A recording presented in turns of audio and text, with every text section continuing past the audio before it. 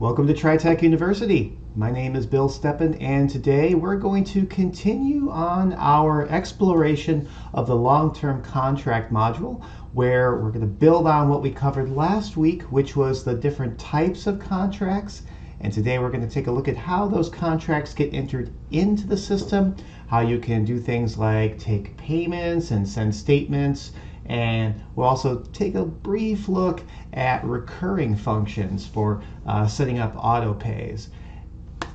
On the right hand side of the screen, as always, you can switch back and forth between the playlist and the chat function. So if you are here and you are present, please check out that chat option, click on that, and use the login link below. You don't have to log in with Facebook or Twitter or anything. It doesn't have to be anything like that. You can just click the nickname option. Go ahead and key in your name and then say hi. Let me know you're here. And you'll also use that process to ask any questions during this broadcast. So by all means, let me know if you have any inquiries about new contracts and taking payments and anything along those lines. Like I said, we're going to be building on last week's broadcast live stream on what types of contracts there are. So if you haven't checked that out yet, just kind of play along, and after this broadcast is over, definitely go ahead and check that out in the recent live streams playlist. I also copied that into the long-term contract playlist as well. Any place where it would be relevant so that you can see these wherever that may be.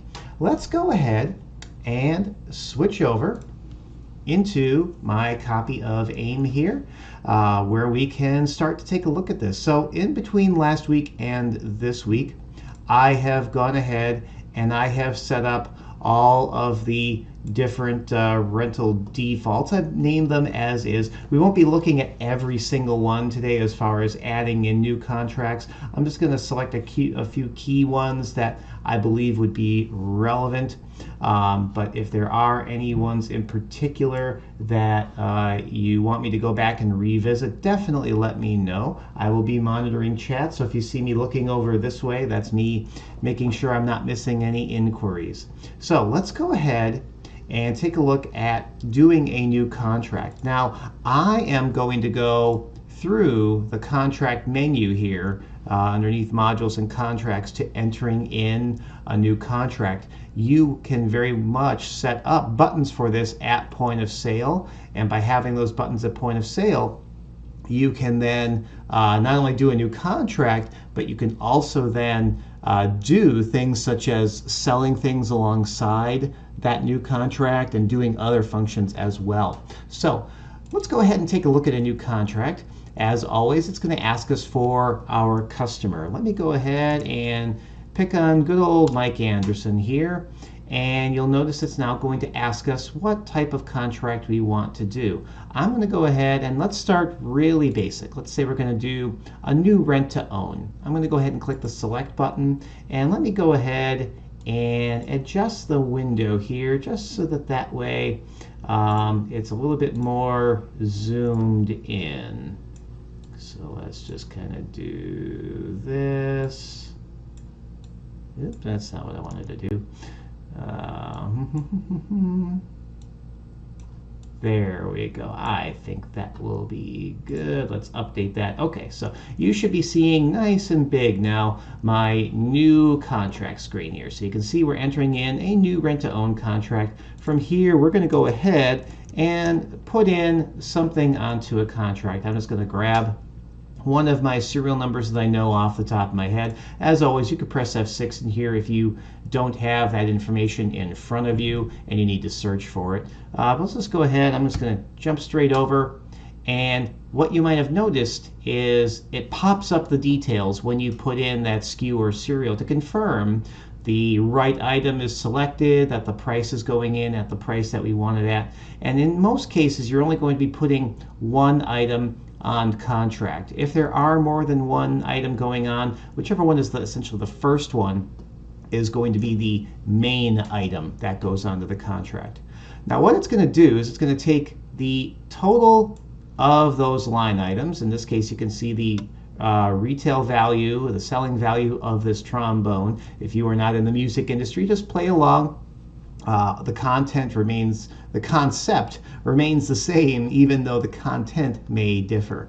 It's going to take this value as 1865.99, and you'll notice now we go to the Details tab up here. On the Details tab, it's going to ask for some basic details. First and foremost, I want you to kind of visualize this in 3 columns. So this column here has student information, district and school information, and it has the ongoing monthly information as far as any maintenance, extra lease fees, and most importantly, the ongoing principal and tax, as well as how many payments you're ultimately collecting. But before we get to that, I want to look at the middle part here. You can see in the middle part, it's got the price from the first tab, $1865.99.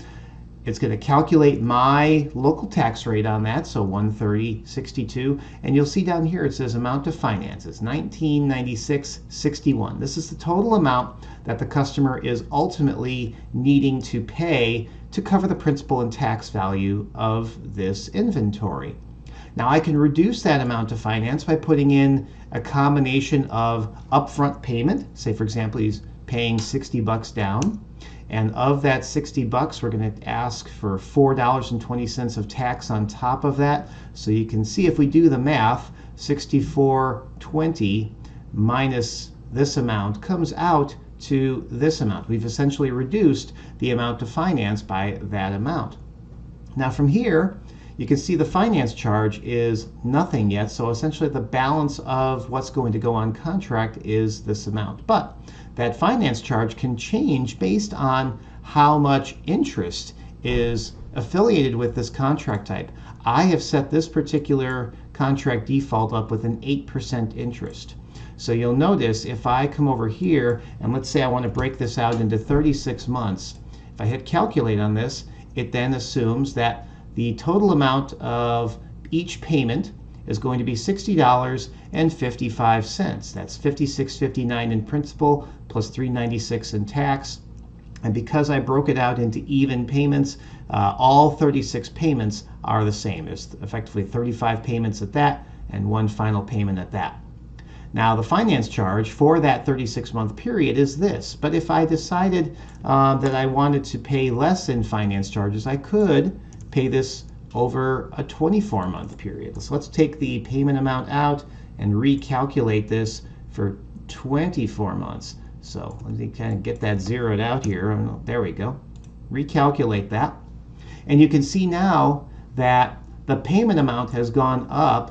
So essentially that is $87.40 now each month. So I'm paying more per month, but I'm paying it off sooner, and I'm paying less in finance charges. This is not by any means meant to be financing 101. It's just how it works. So the less time you spend with an item on contract and that contract has interest on it, then the less amount of finance charges that accrue over time at the cost of a higher monthly payment. So AIM is very capable at calculating this for you. It's been doing it for 37 years now by my quick math since 1984. So that is basically the concept of it. Now, the amounts that you can add on top of that as far as monthly maintenance, monthly lease fees, if you're going to charge any of that, is something that you can collect in addition to that. It will just effectively increase the amount of the payment. It has no effect on the balance of the contract as a whole. So it's just extra amount that you're collecting. It does not impact the balance. You could technically set up the system if you wanted to factor in maintenance as part of the receivables collection here, but that's a topic for another day entirely.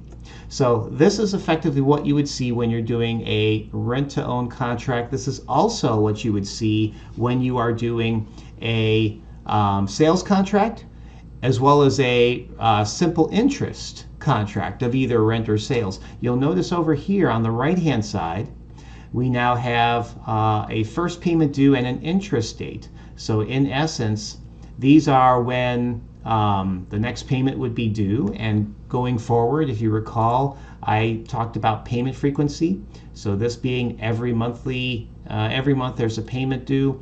It will ask for that amount to be due on the 19th of each month. So the first payment would be due on September 19th, then the month after that it would be October 19th, November 19th, etc. If I wanted to push the interest calculation out, I could do so by changing this interest date. Maybe I wanted that to be not start until a couple of months out, so I could do that and then recalculate. I'm going to have to delete out that payment amount. And you'll notice if I wipe this out, let's just kind of go ahead and blank all that out. There we go. Now, actually, it's not changing that finance charge because this is not, again, the simple interest type. But effectively, the interest date is something that would normally play into factor when you're doing one of those simple interest type contracts because it effectively determines how much interest is being calculated over that time. You'll notice there are some buttons down here, and this is going to be of key note for those of you who want to do recurring payments. You can enroll new cards to be on file for a customer. You can also move a credit card from the customer specifically to be just for this contract, or you could copy a credit card from the customer to be on this contract. So by having it a card on the account in general, that card can be used for recurring payments. If it needs to be done specifically for just this rental contract and no other activity, you can move an existing card or you can copy that existing card. And when you click on any of these, of course, I don't have Global Payments or WorldPay set up on my system, since this is just my own personal test copy. But it would normally pop up a window at this point where you would then be able to enroll that card either by swiping it or keying it into your machine, or if the card is not present, you can just use your keyboard to type in the numbers. Say, for example, if the customer is calling it in over the phone. If we're talking about online contracts, that information would have already been keyed in online, and there's no need to enroll it at this point. In fact, I will do another webinar some point down the road on the online contract process. So let's get back to looking at this window. The last tab here, as you can kind of see, I've been jumping over it, is the defaults tab. This is where, if you needed to, you could make adjustments on a contract by contract basis off of the defaults coming from the contract type. So in this case, let's say maybe I wanted this one to have an irregular payment. I could check mark that. Or maybe I wanted to turn on or off the auto pays, again, just for this specific contract. I could do so. I could even, if necessary, adjust the tax amounts that are going to be due, or the interest rate, or the payment frequency, or the grace period, or any of the details that you see here on this screen. I could make adjustments, again, just to this one contract. It doesn't change the default, it just changes this contract.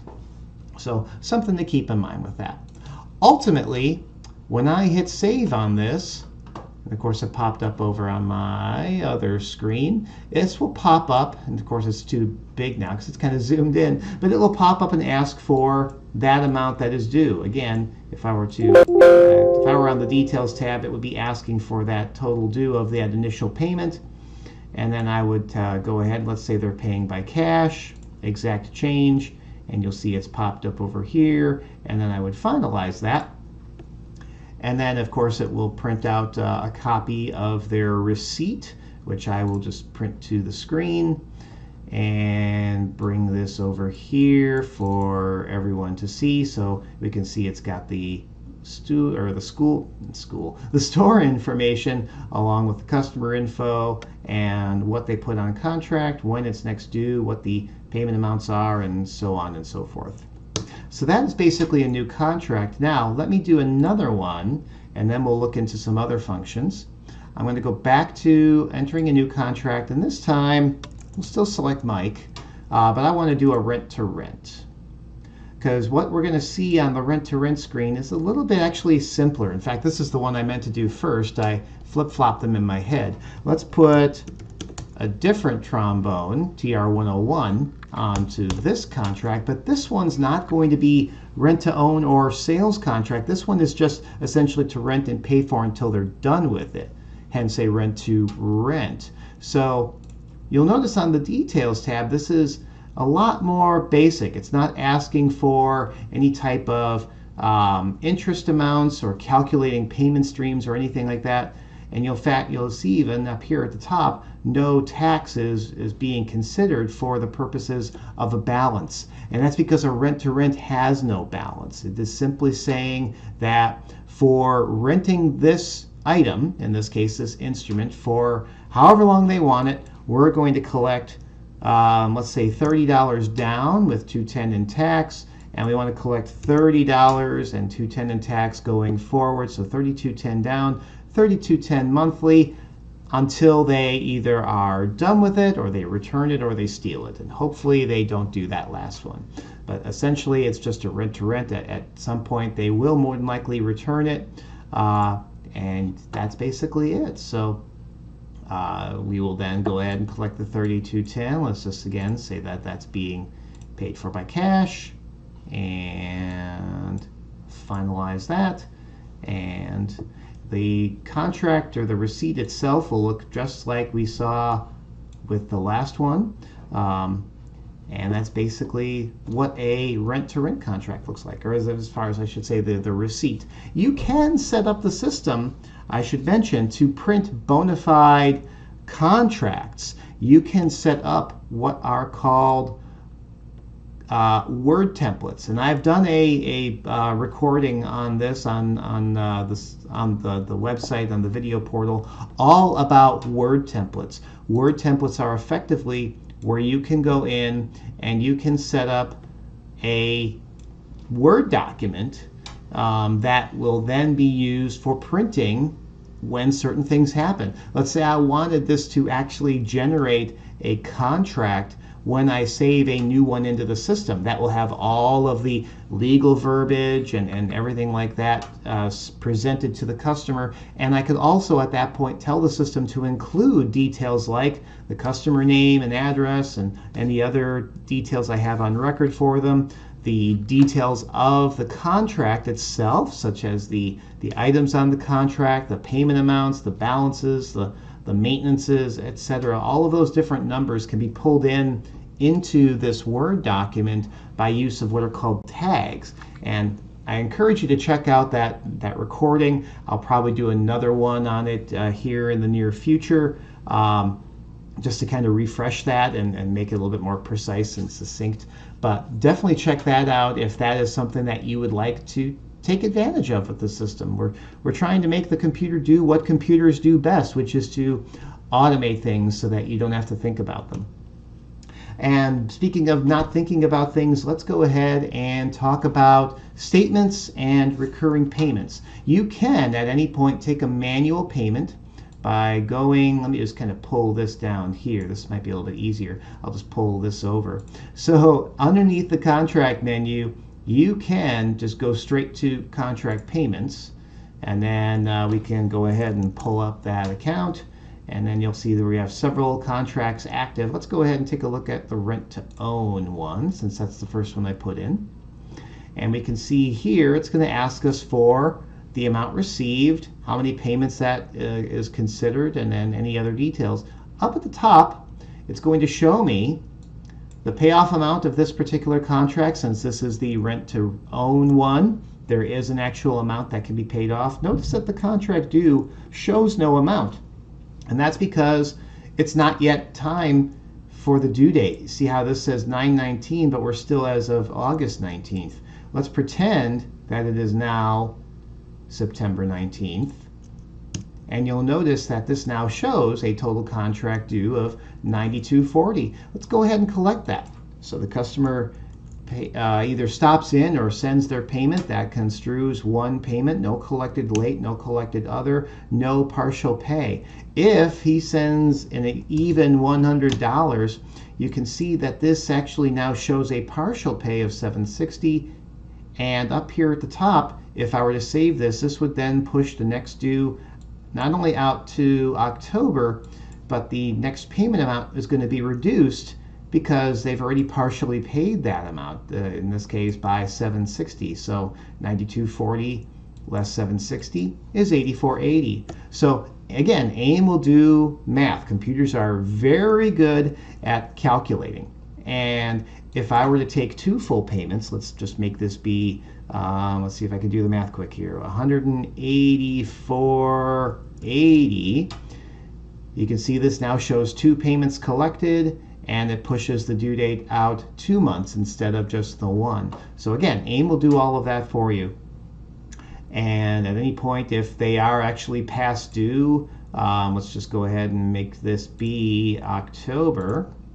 So see, now you'll show the contract due is now 184.80. I don't have a late basis set up on this one. If I did, it would also be showing an amount that needs to be collected for late, and so on and so forth. So there's a lot of functionality on this screen. We won't get into all of it right now, but that's basically how the contract payment screen can do. In this day and age, probably the majority of you are looking into auto pay contracts. What I probably should have done was adjust one of those contracts so that they are auto pay, but let's go ahead and show you how you can actually do that after the fact. So here in the contract menu is a contract full edit function. You want to be pretty careful when you're coming into this full edit. But let's go ahead and take the rent-to-rent contract, and let's just make this one be auto pay. So here in the contract edit screen, we can go to the miscellaneous tab where we can go ahead and check mark that this one is going to be auto pay, and then we can select whether it's going to be credit card or bank. I'm going to go ahead and choose bank debit. So then we want to make sure, now that I've hit saved on that, that we just want to make sure that the customer does actually have payment method on file. So let's pull up Mike again. And here in the customer's details, if you need to do this at any point, you can come over here to the credit card tab, where you could then add cards on file. Again, if you are using one of our partner companies of Global or WorldPay. Over here on the billing tab, this is where we would put in the bank account information. So routing number, I'm just going to put in some stuff, and then we can say that this is a checking account. So that's basically putting that on there. Let's go ahead and save that. So now we have that particular contract set up for auto pay. Auto pays are a 3-step process. So here in the contract menu, which is behind my head, on the CC menu here, contract or credit card auto pays, there are 3 steps to doing auto pays: flag, transmit, and post. And at any point in between those, you can view the flagged accounts. Let's go ahead and run flagged accounts. And we're going to go ahead and just do this for the month of September. Now, depending on how often you want to do these, you might do these first thing every morning. You might do them at the beginning of the week for all the payments due for that week. Or like me, you might do this just for the entire month. Ultimately, it depends on when you want these cards to get dinged. I'm just doing this for simplicity's sake for the entire month, but this will reflect on how your cards are actually going to get charged to your customers. So just kind of be cognizant of that. I'm just going to go ahead and run this for everything. You can see that this same process is also used for your scheduling. Let's just proceed on that. And I know that's not today's date. I'm just going to go ahead and make that be today's date. Posting date is basically when it will hit your ledger, by the way, your bookkeeping. So now let's go back to that credit card auto pay, again behind my head. And before we go to transmit, we're going to go to view. Now, I set this particular account up as bank debit. So you'll notice here when I'm looking at the one account that I've got flagged, which is Mike Anderson for the 3210, you should remember that from when we just set that up, you can see the status is already approved. Essentially, when we talk about bank debits, it's presumed that you're going to take the bank information that's on file and actually submit that through, like, let's say, an ACH process using something maybe along the lines of ACH Treasury, which is a software that is available. It's usually presumed that your bank that you're doing business with has some kind of ACH process where they charge you a fee for ACH transactions, and then you just, on the however often you're going to do it, you send them that ACH info. So you would, in most cases, go to your CC method where you could do an ACH export of that bank account data to submit to them. But you'll see it says it's already approved because we don't know right away if that's going to be approved or not. If this were a credit card function, this would currently say not yet transmitted, which then when we go and actually run the transmission, that's when it will contact your credit card merchant and it will use the tokens that you have on file to actually then charge those cards. And then when you come back and view the flagged accounts, this will say one of two things. It will either say approved, and then the response column, it will show the approval code, or the status will say declined. And if it was declined, the response will be why it was declined. Was it overdrafted? Was the card canceled? Any number of reasons which will come from your credit card merchant. And if you need to get a quick printout of all of the cancellations or the declines, you can click the print button here, where you could then say status is declined only, and then you could run that report and it will give you essentially a call list that you could then turn around and contact your customers to let them know, hey, your card didn't go through this month.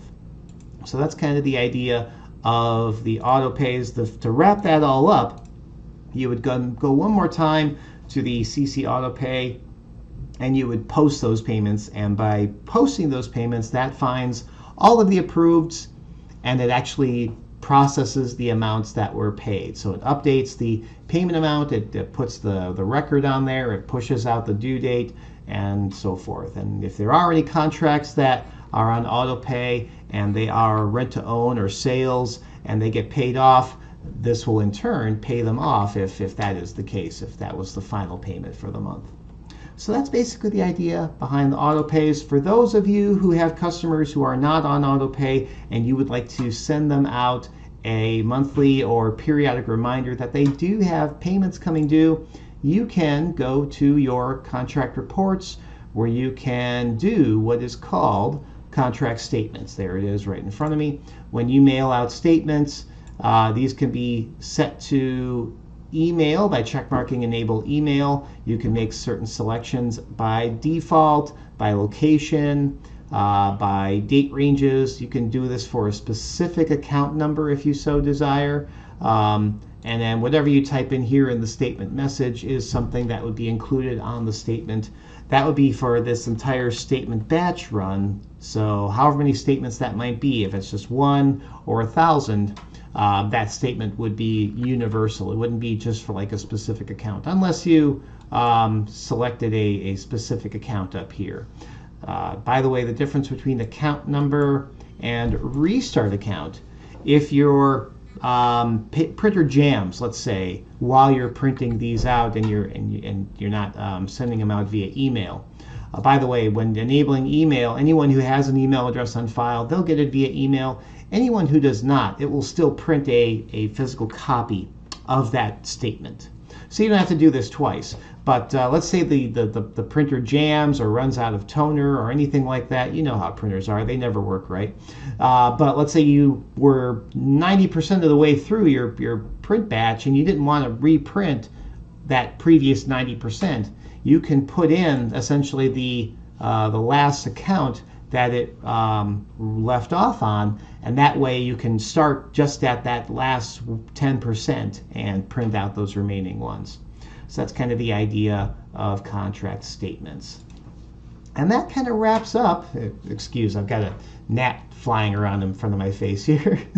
But that basically wraps up what I wanted to talk about this week in regards to contracts and the long-term contract module. Next week, let me pull up what we've got in store for next week. So next week, we are going to be looking at exchanges and returns and a couple of other functions as well. So that will be next Thursday, I believe. No, wait, today is Thursday. I'm getting all kinds of confused. That will be next Tuesday, the 24th. And then we will wrap up the month of August with a final contract live stream broadcast about just some time savers that you may find really handy when you're using this module. And that will then bring us into the month of September, where we have some webinars and live streams. I'm still trying to get the word webinar out of my vernacular. We've got some live streams already wrapped up. Before we get to that point, though, I have a favor to ask of all of you. Just like I did last month, I am putting out the clarion call for topic ideas. So on our video page up at the top, next to the live stream link is a polling button. Click on that, where you can submit your ideas for what you would like to see me cover during these live stream broadcasts. Anyone who has submitted an idea will be there for you to review. And if you see an idea that you really want to make me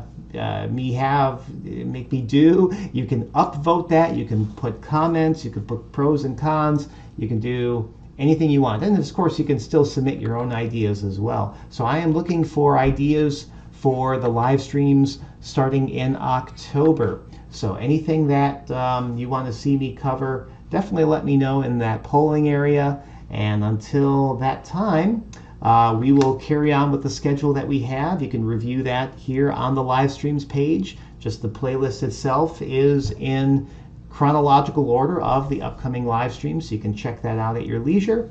And until next week, I hope you all make it a great day, and we will see you when we see you. Take care.